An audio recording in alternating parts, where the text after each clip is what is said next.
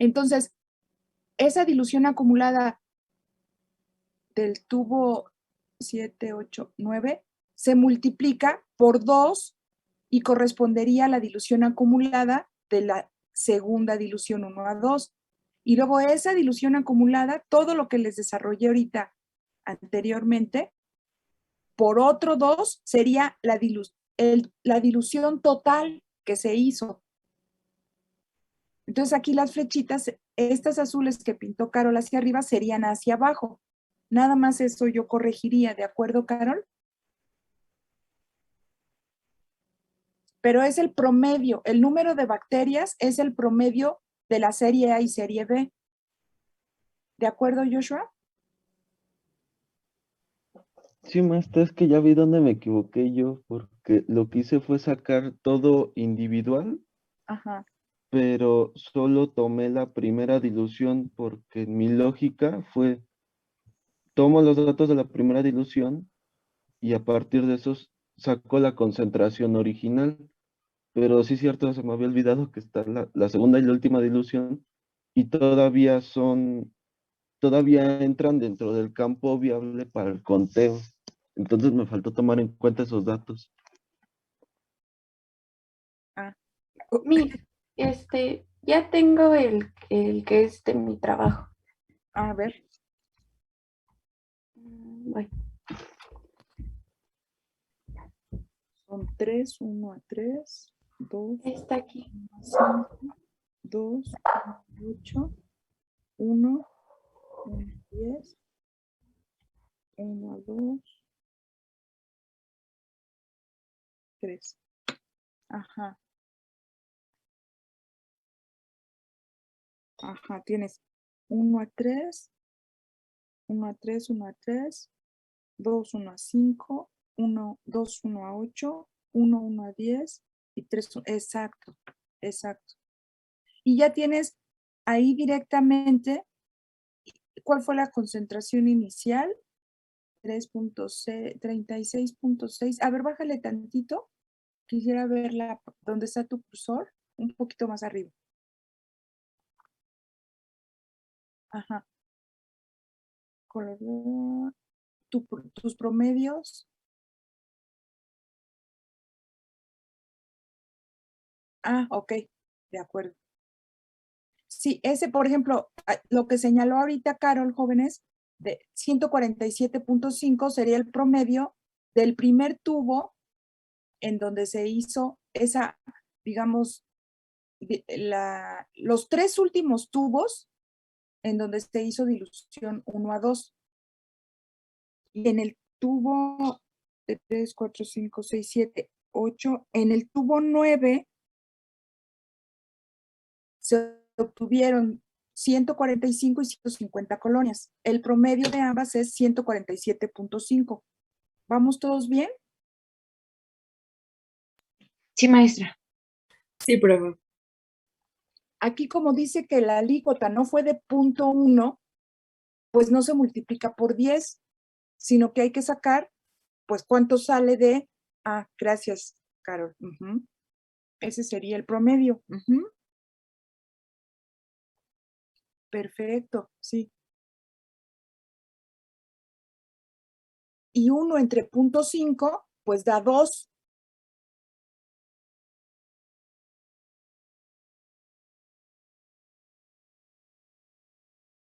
Y ahí fíjense bien todos, la dilución acumulada es el siguiente factor de multiplicación.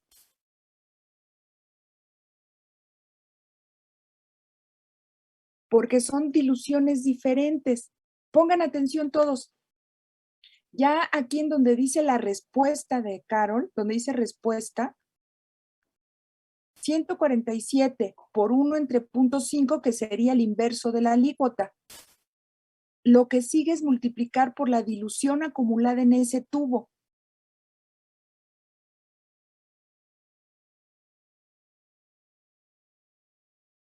Porque aquí Carol hizo, no se repitió 1 sobre 0.5. Pues es que según yo es la alícuota por la dilución, ¿no? Y como es 1 a 2. Pero es dilución acumulada, Carol. Ah, sí, tiene razón, sí es cierto. Pero fíjense bien todos, aquí apúntenlo, qué bueno que estamos corrigiendo esto. Cuando son diluciones seriadas, es que como Carol tiene ella está compartiendo, anotar, ya me permitió, Carol. Fíjense bien, cuando ustedes tienen todas las diluciones iguales en todos los tubos, entonces sí son tres, bueno, la fórmula, vamos a la fórmula. UFC sobre mililitro es igual al número de colonias. ¿Me van siguiendo todos? Sí, maestra. Sí, profesora. Por el inverso de la dilución, el inverso de la alícuota por el inverso de la dilución. Cuando son diluciones diferentes y ustedes quieren determinar, por ejemplo, en esta dilución, ahí dice primera dilución, pero esto viene, ya saben, de 3, de 1 a 3, de 2, de 1 a 5. Estas son 1 a 3, individuales. Estas dos son 1 a 5. Después vienen 2, 1 a 8. Después viene 1 a 10. Y ya el noveno tubo, 3, 6, 7, 8, 9, 10, perdón, el 11º tubo, sí estoy bien, ¿verdad? 3, 4, 5, 6, 7, 8. 3, 5, 6, 7, 8. El noveno tubo, este es el tubo 9, ustedes hicieron la primera dilución 1 a 2. Esta corresponde a esta. Entonces aquí ya tienen una dilución, estas son diluciones individuales, el factor de dilución individual. El factor de dilución acumulado, pues 3 por 3 por 3 por 5 por 5 por 8 por 8 y por 10 y por 2.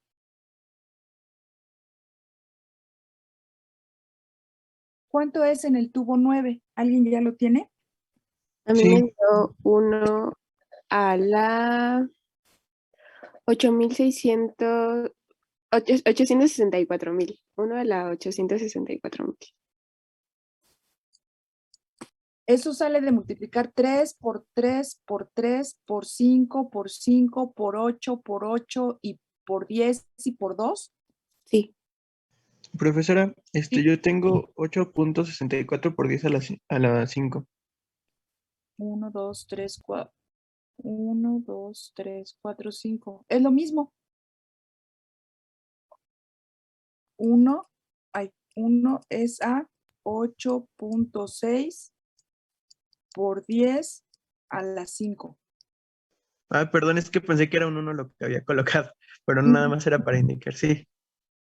Es lo mismo, pero aquí tengan mucho cuidado. Cuando se trata de factores de dilución, ¿quién me dijo, Joshua o Joel. Joel?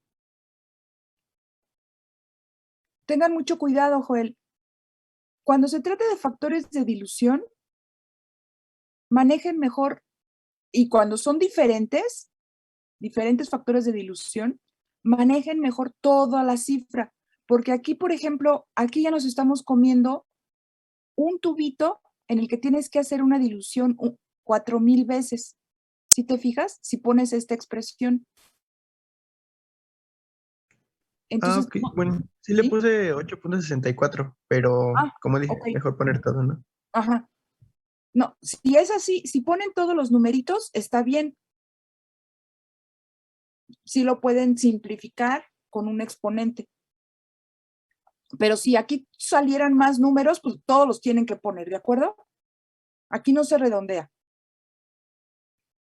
Entonces, la fórmula, cuando son factores de dilución diferentes, seriadas pero diferentes, entonces lo que tienen que hacer es, en esta fórmula es el número de colonias por el inverso de la dilución, el inverso de la alícuota, por la dilución acumulada directamente. Entonces aquí su compañera no es el inverso, no es el inverso. Es 8.64 por 10 a la 5.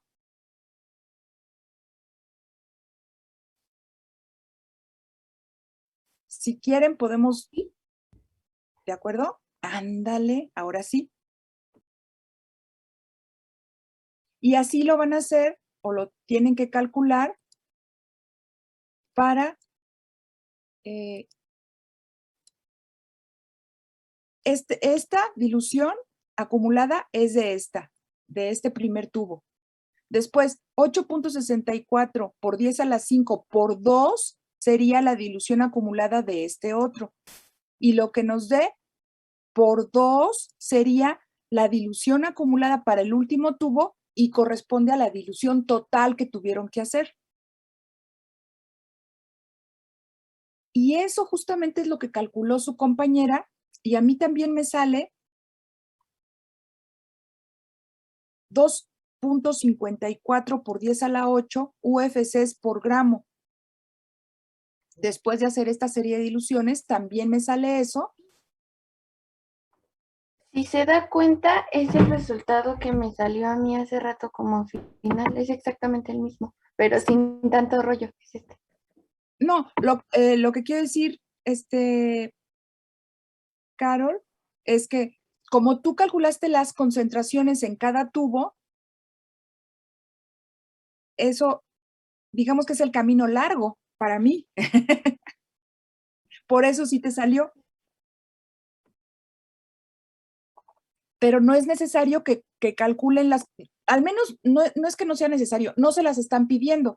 Les están pidiendo, Carol, solo la última. ¿Sí te fijas? Sí. Aunque tuviste mal esto, la fórmula aplicada, tú calculaste, al final, si lo bajas un poquitito, para que veamos la tabla de abajo más completa. Exacto. Lo que hizo su compañera, jóvenes, fue calcular la concentración que le iba quedando a partir de la concentración inicial, lo que le iba quedando en cada tubo, considerando la dilución individual. ¿Me van siguiendo todos? Sí, profesora. Y Sí, es, profesora. o sea, digamos que ese es el camino largo, porque no le pidieron todas estas concentraciones y por eso ella le salió al final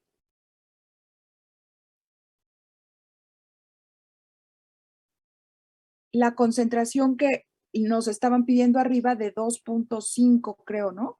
O 5, ¿o de qué? Ya no me acuerdo. Que debía tener para iniciar el fermentador. Sí, es 2.5 mil. Sí, ¿verdad? Sí.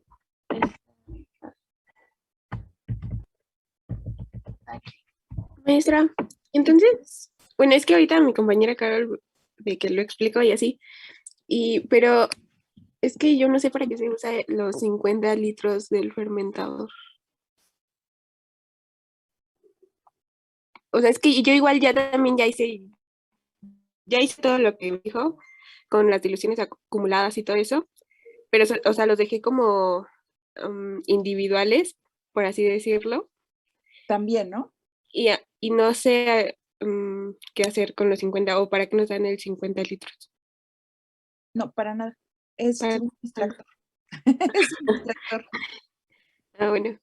Es un distractor porque si ustedes manejan, justamente eso es lo que quiero que ustedes vean. Si ustedes manejan factores de dilución, no importa si lo hacen en 10 mililitros o en 50 litros, porque van a mantener la relación muestra diluyente, si conservan siempre estos factores de dilución. Si ustedes hacen esta serie de diluciones, ya sea en 10 mililitros o en 5 litros, es decir, 5,000 mililitros, si manejan si conservan la proporción de cada una de estas diluciones individuales, no van a tener problema de la concentración de la bacteria. Porque al final lo que van a tener, fíjense, ¿quién me preguntó ahorita? No reconocí su vocecita. Yo, Carla. Ah, Carla. Al final lo que van a tener van a ser unidades formadoras de colonias por mililitro. Entonces no va a cambiar si conservas los factores de dilución en 10 mililitros o en 5,000, porque por cada mililitro de ambas vas a tener la misma concentración. En cada mililitro de estos dos matraces, por decirlo así, o quimiostatos, Carla, por cada mililitro vas a tener la misma concentración. Aunque tu volumen en un quimiostato sea de 10 y en otro sea de 5,000. ¿Sí me expliqué? Sí, gracias. No, qué bueno que preguntan.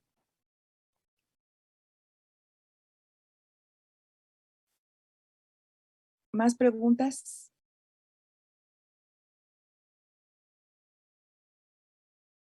Entonces, corrigen. No sé si ya la subiste, Carlita, hay que corregirla. Y ya No, la sí, creo que como la hice sí está bien. ¿sí? Nada más entonces pon aquí el promedio y cambia estos datos del factor de dilución acumulada.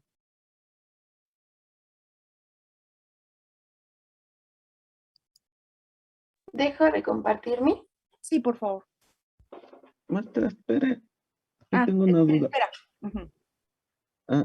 Bueno, es que tengo una duda respecto al momento de multiplicar por el factor de dilución acumulado. Ajá. Es que tengo la duda, cuando se refiere a inverso, ¿solo se invierte el signo? ¿No tendrá que ser, en este caso, por ejemplo, 1 sobre 8.64 por 10 a la menos 5? No, ¿O solo se invierte el signo? no. Aquí es directo, el factor de dilución acumulada en el tubo que estás calculando. Entonces ya vi dónde me equivoqué. Ajá. Diferentes. Cuando es el mismo factor de dilución, entonces sí se puede usar 1 sobre la dilución acumulada. Ok, gracias, maestra. Es que sí, yo lo estaba haciendo así como decía y con razón no me coinciden los resultados.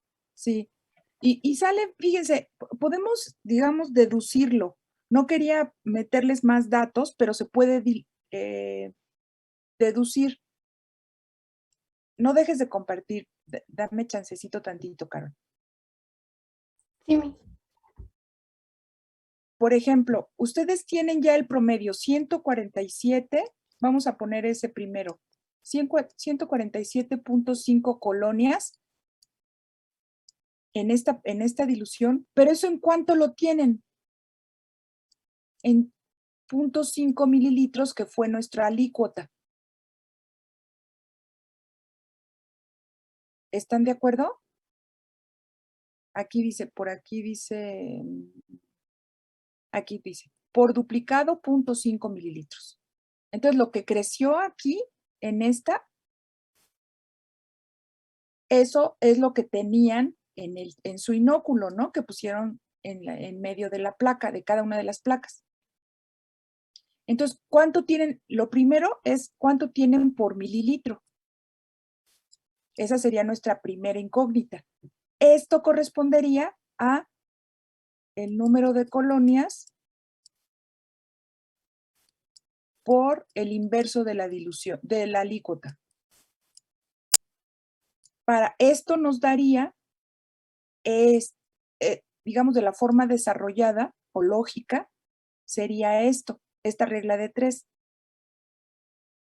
Pero aparte, tenemos que considerar que en esta primera dilución hemos hecho 1 a la 800. ¿Cuánto dijimos, Carol, por ahí? 864,000.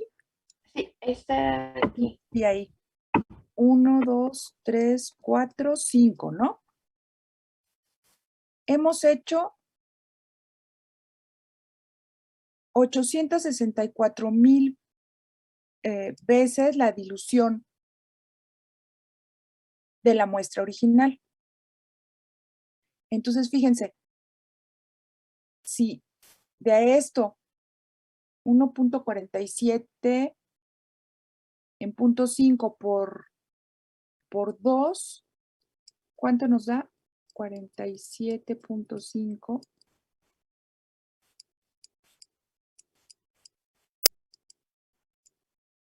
$10, 15, 9, 2, 295, ¿no?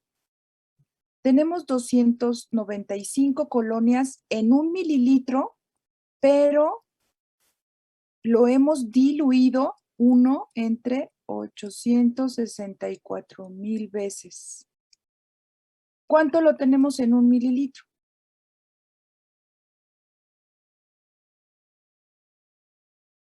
Sería la segunda regla de 3. Entonces, si hacen esta operación, nos quedaría 295. Esto se va por 864,000 veces. Este es la segunda operación. ¿Sí, Joel? No, ¿quién me preguntaba? Yo, maestra.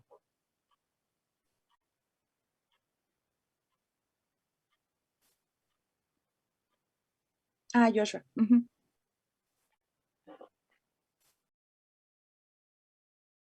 Por eso aquí estas dos, digamos que en el procedimiento desarrollado o lógico, se van este que divide y este que multiplica. Y entonces te queda 295 por 864,000. Y ya te da las UFCs por mililitro de la muestra original.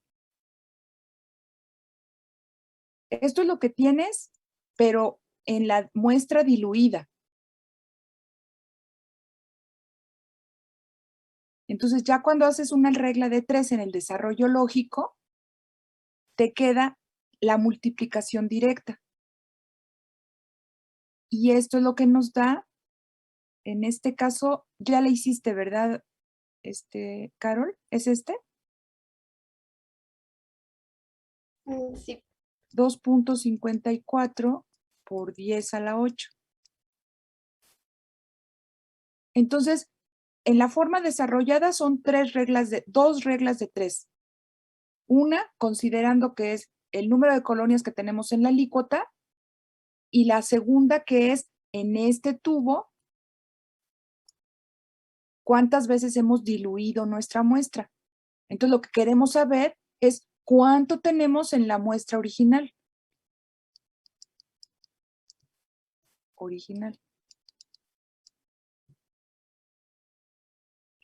Simplificándolo, UFC, cuando son diluciones diferentes, de diferente factor de dilución, para determinar la concentración de bacterias en la muestra original, la fórmula nos queda número de colonias por el inverso de la alícuota, que sería esta operación de acá, por el factor de dilución acumulado de donde contamos las colonias.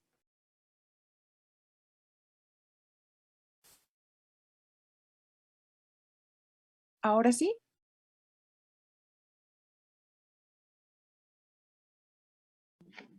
Sí, maestra, ahora sí. Es que lo había intentado hacer como en el problemario pasado, pero Sí, sí, que es cierto, no había tomado en cuenta que aquí todas difieren. exacto. Cuando son igualitas y son decimales, no hay problema, es 1 sobre la dilución y no hay problema. Pero cuando son diferentes ya factores de dilución, entonces utilizamos esta fórmula. ¿Quedó claro para todos?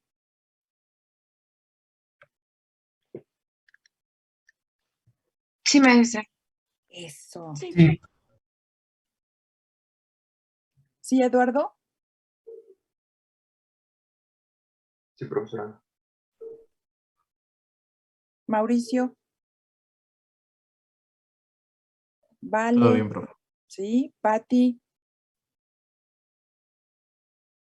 Sí, profesora, todo bien. Julio César, Diego, ¿todos? Perfecto, profesora. Sí, profe, todo Sí, bien. maestra. Sí, profesora. Mariana, Sí, profe. ok. A los que no les pregunté, manifiéstense si sí o no. Sí, todo bien. Todo bien, Sí, profesor. profe.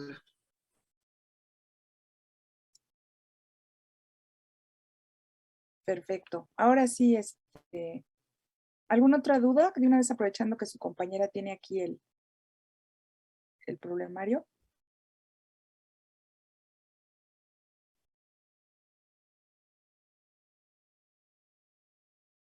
Ok. Entonces, lo que tengan que corregir, corríjanlo y súbanlo ya corregido, por favor. ¿Puedo dejar mis dos procedimientos mismos, el que hizo ahorita y el largote que hice? Sí, por supuesto. Sí. Ok. Nada más, eso sí consideren, a la hora de un examen, no tienen que sacar, si no se los piden, claro, si les piden complete la tabla y ponga la concentración que obtiene en cada una de las diluciones, no, bueno, pues entonces sí, ¿no? Porque se los están pidiendo. Pero si no les piden la concentración en cada uno de los tubos,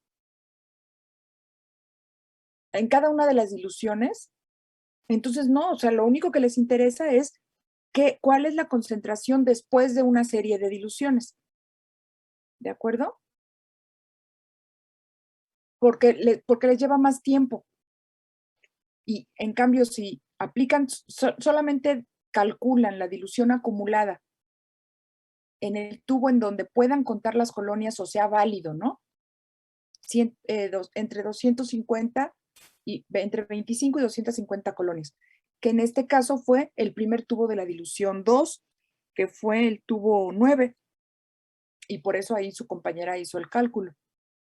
Entonces, cuando tienen varios tubos que cumplen con esta regla, que también corresponde a este problema, que entran entre 25 y 250 colonias, entonces, ¿cuál es el tubo que se elige o la dilución que se elige? Pues la que menos haya sido manipulada, la primera que cumpla con esta regla. La primera de sus diluciones que cumpla con esta regla de tener colonias entre 25 y 250. ¿Sí me expliqué? Sí, profe. Sí, mi- Que les va a salir muy similar en las otras dos, en este caso porque son diluciones 1 a 2, entonces les va a salir muy cercano el resultado, pero ya a la hora estadísticamente lo van a ver. ¿Ya llevaron bioestadística? Ya, ¿verdad? Si hiciéramos con estas duplicaciones, que es lo que se hace en la tesis, yo, por ejemplo, a mis tesistas cuando hacen cuentas viables, ya sea por absorbancia o por número de colonias o por peso seco, lo que sea, les pido repeticiones de sus experimentos y que saquen la desviación estándar para que verifiquemos que realmente se está haciendo un experimento reproducible y le demos una validez, ¿no? Entonces, cuando ustedes ya con todos estos resultados hacen un análisis estadístico y pueden aplicar un método paramétrico, el que quieran, entonces ahí sí van a tener que visualizar que la diferencia entre los tubos que cumplen esta regla de 25 y 250, los tubos que fueron más manipulados, es decir, los últimos de las diluciones, van a tener una desviación estándar mayor que las que no tuvieron, que los primeros que no tuvieron tanta manipulación. Dentro de las que sí cumplen este parámetro de entre 25 y 250. Porque hay un error de operación que se va nulificando cuando contemplan todos los resultados, estadísticamente hablando. Y a esto se le llama un intervalo de confianza. Entonces, por eso es que se decide que si tienen 3 resultados en esta tabla que cumplan con 25 y 250, por ejemplo, en el siguiente creo que tenían un promedio de 40 y tantas colonias y en el otro creo que 40 y tantas o algo así, ¿no? O sea, en teoría los 3 últimos tubos cumplirían con la regla, ¿no? Entre 25 y 250. Pero estamos tomando el primer tubo, más bien el tubo 9, donde es el primer tubo de la dilución 1 a 2, porque estadísticamente hablando, sería el que tendría menos desviación estándar. No sé si me expliqué. Sí, profe, sí, sí. Sí, maestra. Bravo. No les pido ahorita desviaciones estándar, por supuesto. Nada más considerar que tengan un poder de decisión en relación al error de operación. Bien, ahora sí. ¿De acuerdo, Joshua? Sí, maestro, ya mucho más claro. Ah, qué bueno. Bien, vamos a continuar con los virus preciosos.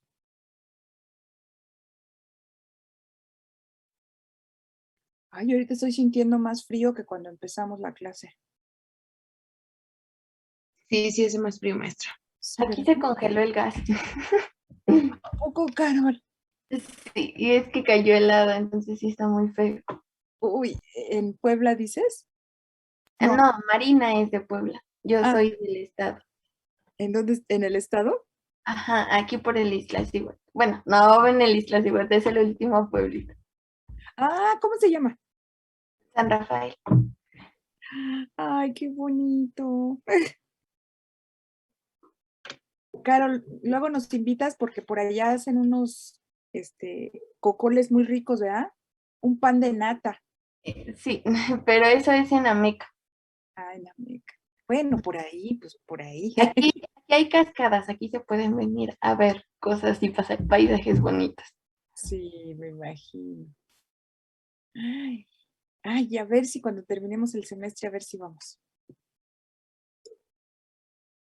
¿Y hay hotelitos? Me parece que hay un pueblo cercanos que quedan como a 15 minutos. Y de hecho, familiares míos tienen un rancho y estaban haciendo. Aquí no son como para que te hospedes, pero aquí hay cabañas, o sea, para que te quedes en el bosque. Entonces están más arriba. Qué bonito. Cabañas. Ay, qué bonito. Voy a buscar, a ver. Si tengo duda, me dices. Sí, sí, no, aquí la recibe en mi casa, profesora, no se preocupe. Qué linda. Gracias.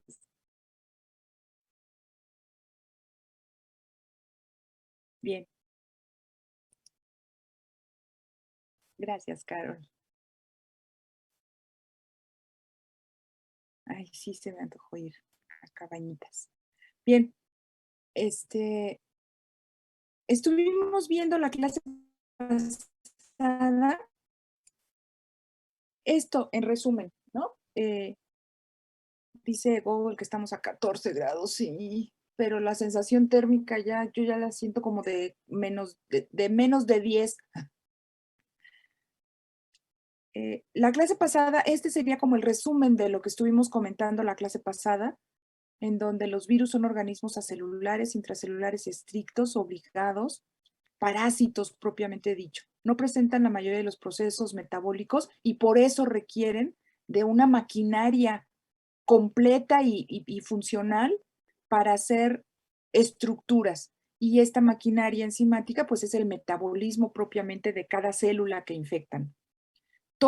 Y dijimos al final casi que todos los virus, todos los organismos vivos son susceptibles de ser infectados. Inclusive los propios virus que ya están descritos, al menos en 2 géneros, en los mimivirus, que hay virus satélite, ¿no? Y en los, ahorita se me fue el nombre, el género de los otros virus, pero bueno, al menos 2 géneros de virus pueden ser, pueden poseer, no se puede decir que son infectados porque ellos mismos no son partículas individuales o células individuales, ¿no? Son acelulares, pero contienen en la parte interna del virus, en el core del virus, virus satélite. Entonces, podemos hablar que desde las partículas celulares hasta las partículas acelulares pueden poseer virus satélite y que ellos tienen un papel muy importante en la transferencia horizontal, en la acción de sus secuencias en genomas más grandes o más abundantes, como es el genoma humano, en la producción de secuencias adaptables con alta cantidad de secuencias mutadas, ¿no? Por su capacidad de replicarse a una gran velocidad. Eso vimos la clase pasada y por lo tanto, ahorita vamos a continuar diciendo que por todas estas características de los virus se consideran agentes infecciosos que son capaces de transmitir, replicar y ocasionar la muerte del huésped, de la célula que están infectando o que están, en la que se están reproduciendo. Fíjense bien, en la misma célula van a poder replicarse, transformarla hasta llevarla a la muerte. Y son evidentemente considerados desde el punto de vista humano, transmisores de ciertas secuencias que alteran la célula hasta producir cáncer. Esto lo sabemos de muchos de los virus asociados a cánceres en el humano, en los animales. Pueden producir lisis de la célula, no solamente transformarlas para que se repliquen sin control, sino que además en algunas puede producir la muerte una vez que se liberan las partículas virales maduras. Persistencia, una infección latente y una fusión celular. Persistencia, es decir, cuando los virus infectan algún tipo de células, se quedan, fíjense, de manera persistente o latente hasta que se dan ciertas condiciones. Eso sí, son infinidad de estudios dependiendo del linaje celular que está infectado con virus. No se sabe bien a bien cuál es la condición que requiere una célula para pasar de una forma latente el virus a pasar a una forma reproductiva. Es decir, herpes virus es el ejemplo más común de este tipo de infecciones o de ciclos de vida virales, podemos llamarle así, en donde ustedes no me dejarán mentir, los que padecen, por ejemplo, de fuegos, por ejemplo, de herpes de mucosas, herpes bucal, en determinadas circunstancias, cuando hace calor o hay un cambio de temperatura o cuando hay un cambio de respuesta inmune, de condición inmunológica, se manifiestan los herpes virus a través de lesiones pustulares en la mucosa oral. Entonces, quien padece de estos tipos de lesiones alguna vez en su vida, puede padecerlas durante toda su vida. de manera intermitente. Y a esto le llamamos infección latente. Y hay algunos otros individuos que nunca en su vida les han padecido de este tipo de manifestaciones. El caso particular, y se los puedo decir sin ningún prejuicio porque se trata de mi persona, mi madre padecía de virus en la boquita y a veces cuando había un cambio de clima, ¿no? De calor a muy frío, por ejemplo, de un día para otro, o cuando tenía ella en el periodo del mes en donde tenía una disminución de la respuesta inmune, se manifestaban, o estrés, ¿no? Estrés por preocupaciones, etcétera, se le manifestaban los fuegos. No siempre, claro, ni cada mes, no. Pero ocasionalmente tenía, ¿no? Sus fuegos. Pues yo, hagan de cuenta, yo le daba besos, ella me daba besos, y yo en mi vida he padecido manifestaciones por herpes, ¿no? Yo no sé lo que es un fuego, ¿no? Ni cuando me he dado un cepillazo, ¿no? Por ejemplo, el papá de mi hijo, con cepillazos, cuando se está lavando los dientes, se ha dado así de repente cepillazos y se le manifiestan estas pustulitas, ¿no? Esos son lesiones por herpes, ¿no?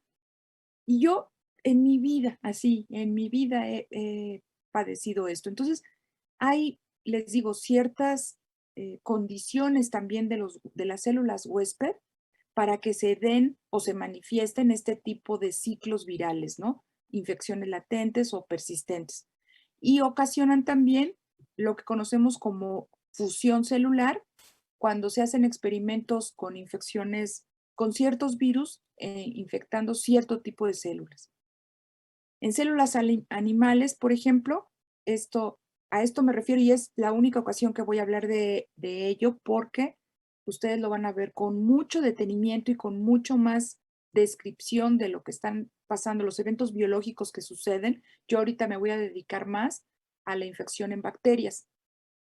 Pero en células animales, los virus inducen un efecto de falta de la señalización para que dejen de crecer, es decir, pueden transformar a la célula en una célula tumoral.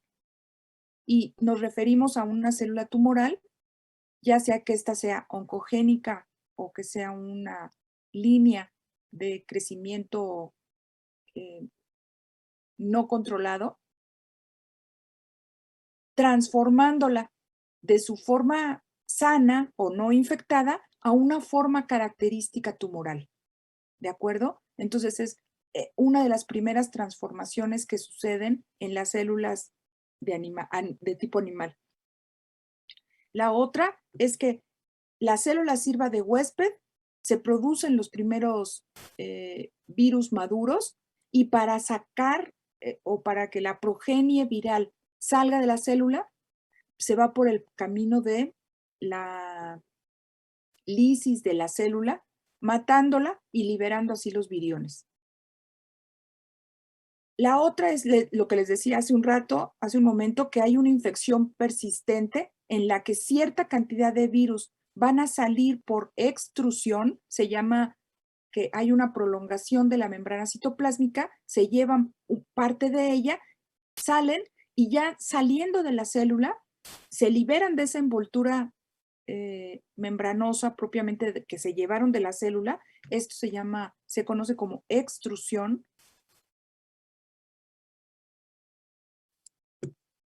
Esto de aquí. Salen ya como virus maduros, pero algunos se quedan en el citoplasma de la célula por algún tiempo, hasta que hay una señal externa, biológica, que hace que nuevamente esta partícula viral se duplique utilizando toda la maquinaria, se generen más virus maduros estructuralmente y salgan de la célula por la misma vía. Pero la célula huésped va a quedar siempre con un remanente, ya sea de genoma o de partículas virales, que va a hacer que esto se esté repitiendo y repitiendo con cierta frecuencia o con cierto periodo de duplicación. Esto casi es lo mismo que una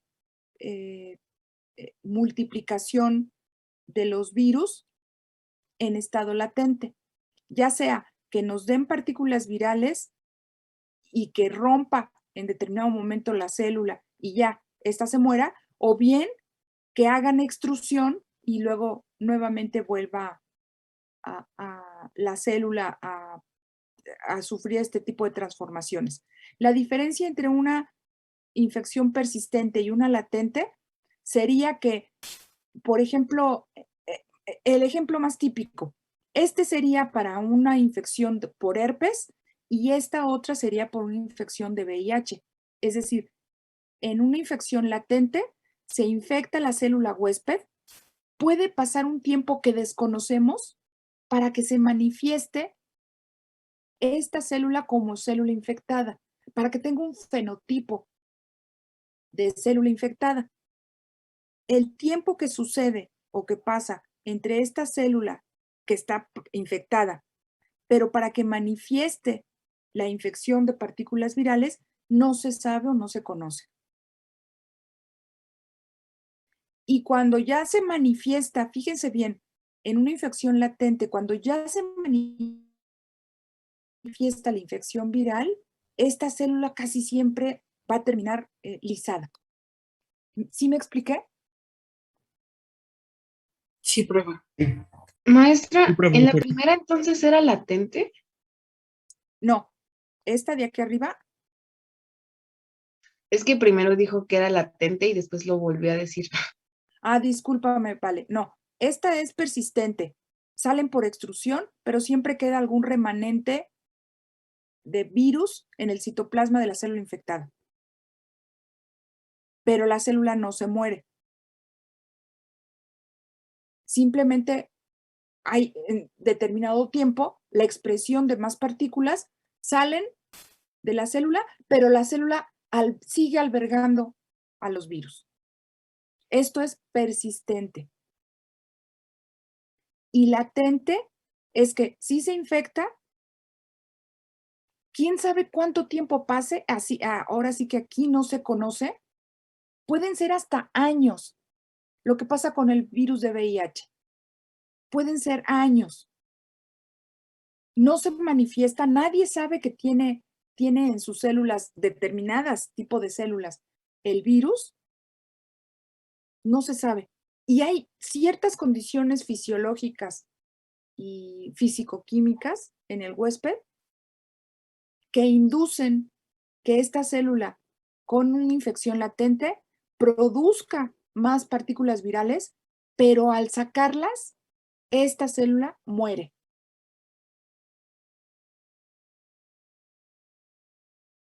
Entonces, por eso esto se llama como infección latente, ¿vale? Porque no sabemos en qué momento se va a manifestar esta célula como célula infectada. Sí, maestra, gracias. Ay, y qué bueno que me dices, sí.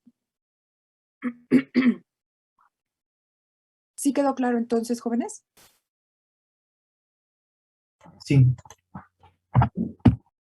Estos tres que les acabo de mencionar, tanto la salida rápida de los virus maduros por lisis o la infección persistente o la infección latente, todos estos son diferentes tipos de multiplicación viral con consecuencias ligeramente diferentes, ¿no? En el tiempo y en la manifestación, en la historia natural de las enfermedades, es decir, el progreso de una enfermedad. Anótenlo este otro concepto porque lo van a escuchar en Bacter Médica. La historia natural de una enfermedad nos referimos al progreso de la infección del patógeno en la célula huésped. Cuando reconocemos cada uno de los pasos de la infección natural, sin intervención de antibióticos, sin intervención de una quimioterapia, sin intervención de nada. Cuando reconocemos periodo de incubación, periodo de manifestaciones, periodo de infectividad y eliminación del patógeno, todo eso se conoce como historia natural de la enfermedad.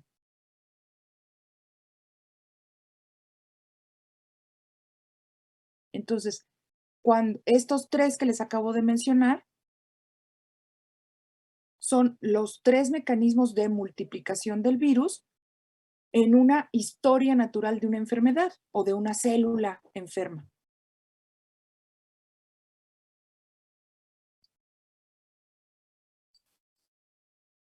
Profesora, ¿podría repetir nuevamente los tiempos?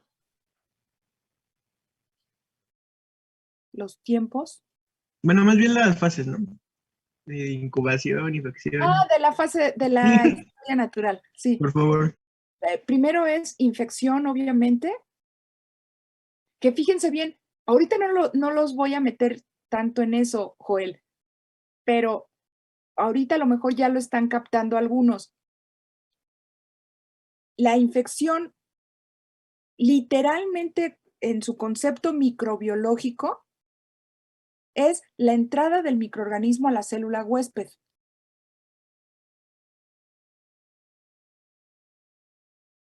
Eso ya es una infección.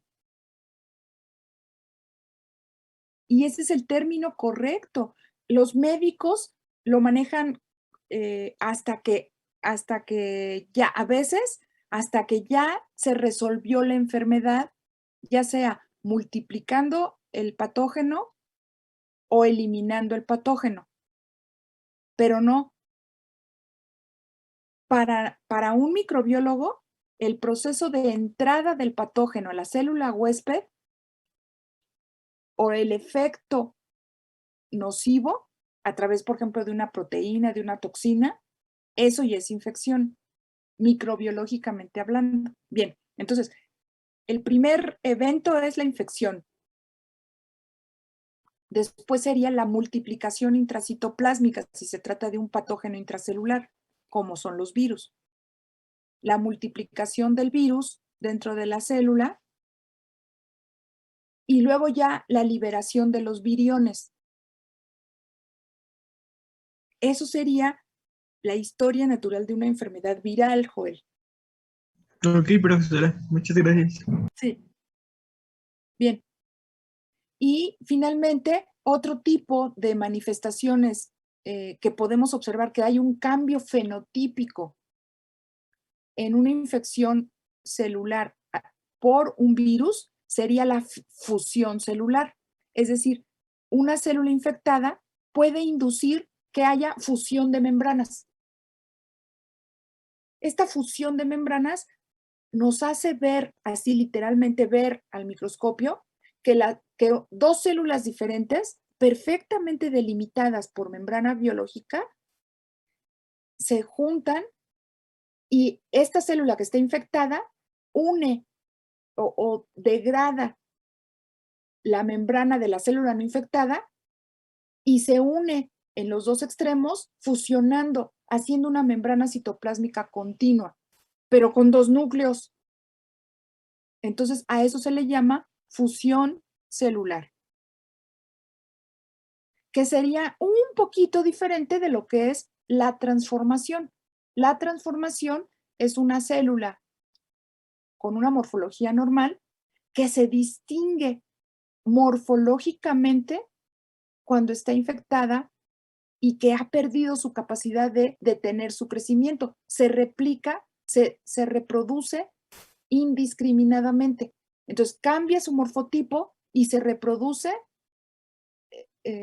sin señal de stop, sin señal de paro. Se reproduce, ¿cómo se dice? No indiscriminadamente, interminablemente. Entonces, esto es una transformación a una célula oncogénica. Y esto es una célula fusionada, que también finalmente estas células de fusión pueden modificar su funcionamiento fisiológico y nunca dejan de reproducirse. Pero estas son visiblemente células que se fusionaron.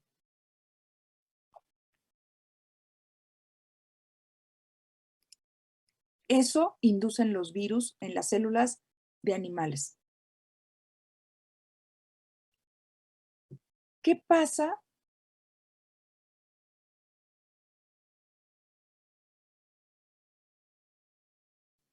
Ay, yo misma me callé la boca.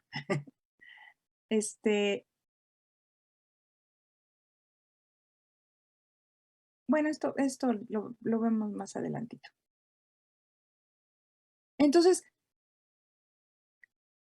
¿cuáles son las características que ustedes deben recordar? Que son parásitos obligados estrictos, que tienen una dependencia absoluta del metabolismo de la célula que infectan. Son tan pequeños que pueden ser filtrables a través de la mayoría de las membranas que se utilizan en microbiología. Considerando un tamaño promedio de los virus. ¿Cuál es el tamaño promedio de los virus, jóvenes? Repítanmelo.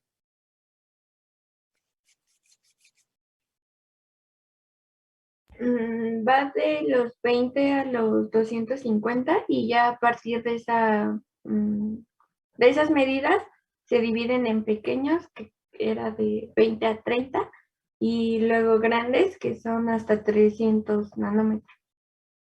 Hasta 900. Pero esos son los más grandes, ¿no? Sí, los más grandes. Así es, Carol. Muy bien, sí. Entonces, son filtrables porque en este bueno, y faltan las unidades, no se olviden, Carol, nanómetros. Su compañera habló de 20 a 300, el promedio de tamaño de los virus, nanómetros. Es decir, si hablamos de 200 o 300 nanómetros, ¿a cuántas micras nos estamos refiriendo?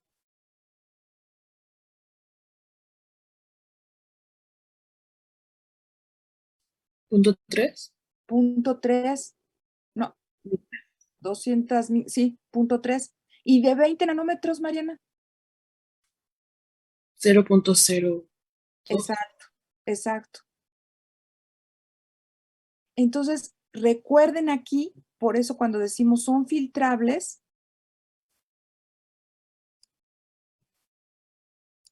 de 20, vamos a ponerle aquí a 200, a 300 para cerrar cifras, 300 nanómetros. Si lo ponemos en micras, de 0.02 a 0.3 micrómetros. ¿Cuánto es el poro, el diámetro del poro de la membrana que utilizamos para esterilizar hasta ahorita? Las que hemos podido construir los humanos para esterilizar soluciones termolábiles, que no sea por autoclave. ¿De cuánto es el poro, el diámetro del poro del filtro más pequeño? .22, ¿no? ¿Qué? Micrómetros. Exacto. 0.22 micras. Oh, que la canción. Quiere decir que apenas estaremos reteniendo, muchachos, del promedio del tamaño de los virus, estaremos reteniendo a los más grandes. Pero ¿quiénes pasan este poro? ¿Quiénes pasan este poro? Pues los que tengan abajo de un tamaño por abajo de 0.22. Los bacteriófagos, ¿no?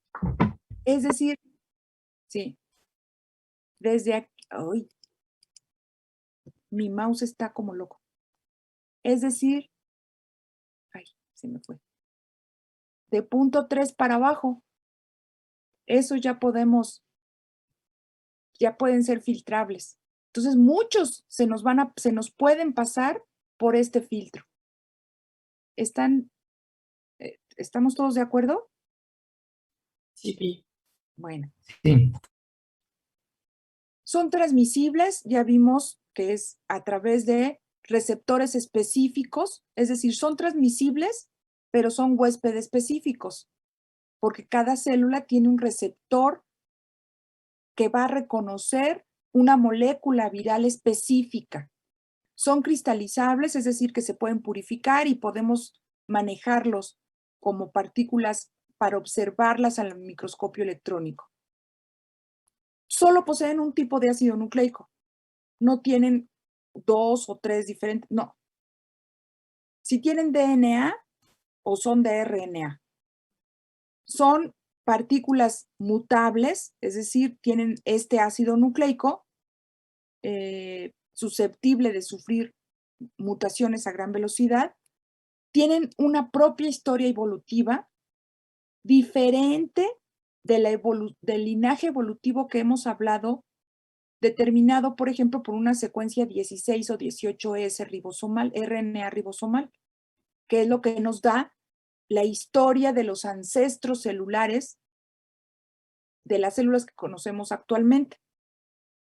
Es decir, al ser ellos una estirpe o una partícula con ácido nucleico, pero un solo tipo, entonces podemos tener una historia evolutiva de los virus de DNA y los virus de RNA. Pero no tiene nada que ver con el árbol y la historia evolutiva de los organismos celulares.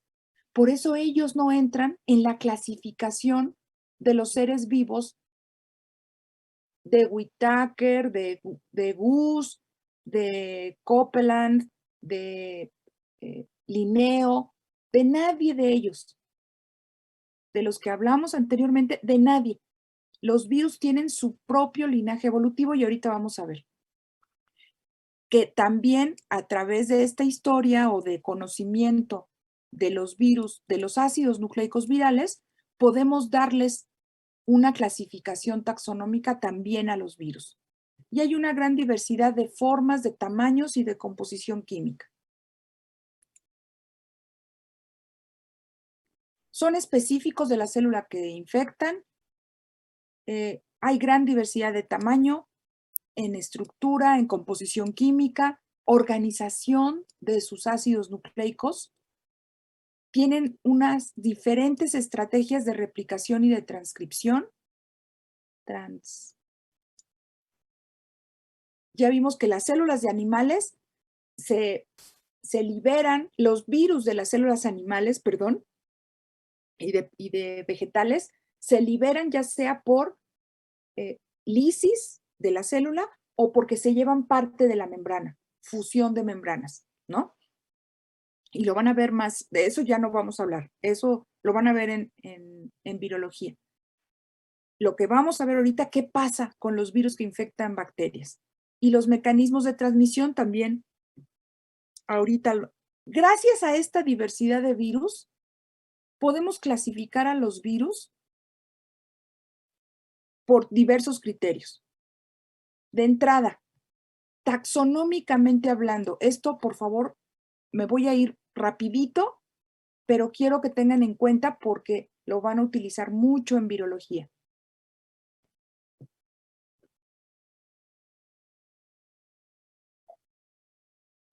Para clasificar a un virus, ustedes en primera instancia, como lo hacemos con las bacterias, tienen que fijarse las semejanzas que hay en los grupos virales y qué diferencias presentan entre otros grupos virales. De entrada, si les dije que solamente poseen un tipo de ácido nucleico, su primera clasificación taxonómica va a ser si son virus de DNA o son virus de RNA. Es la primera clasificación que hay que considerar. En este sentido, ahora sí, vamos a considerar las relaciones filogenéticas a través de la secuencia, pero de genes estructurales únicamente.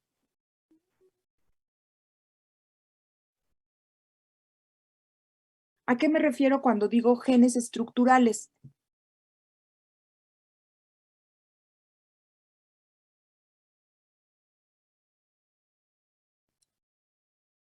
A ver. Andrea.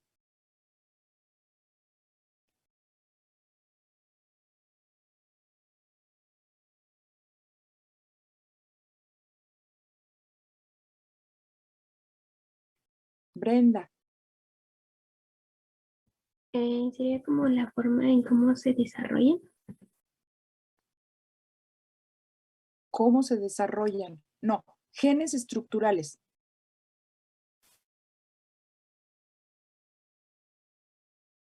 A ver, busca las palabras, Brenda. O Andrea. ¿Qué quiero decir con genes estructurales?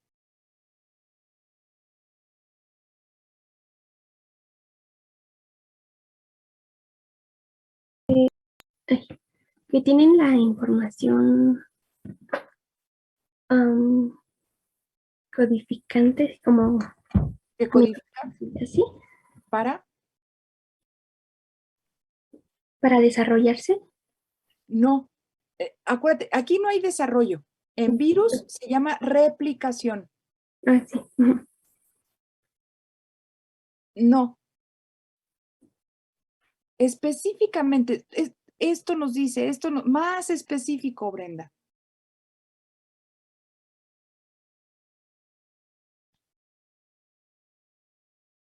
Es una parte de su ácido nucleico que codifica para qué.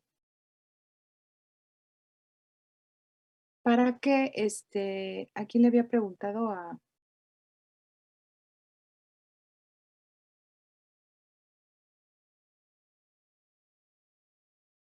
Que me dijo que si le repetía la pregunta.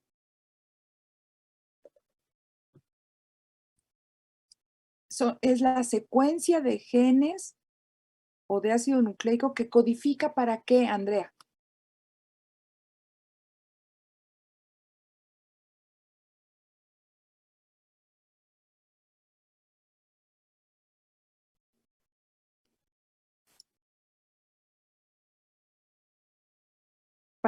Para polipéptidos. Bueno, no, la información no se lleva a los polipéptidos. Los polipéptidos ya es la traducción en los ribosomas. Pero aquí estamos todavía en el virus. Los virus no tienen ribosomas. Eduardo.